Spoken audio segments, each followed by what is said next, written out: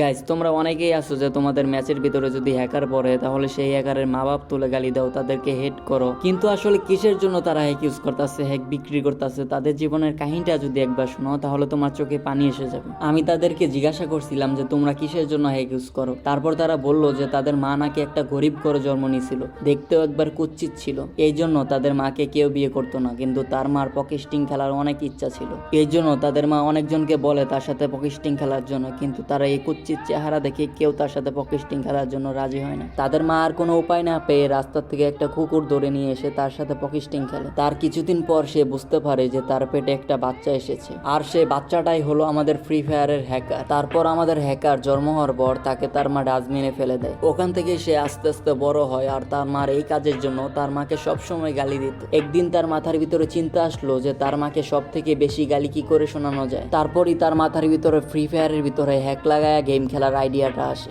আর তাদের আইডিয়াটা সফলভাবে কাজে লাগে। ঠিক এই জন্য তাদের মা বাপ তুলে গালি দিলে তাদের কোনো যায় আসে না, তারা আরো খুশি হয়।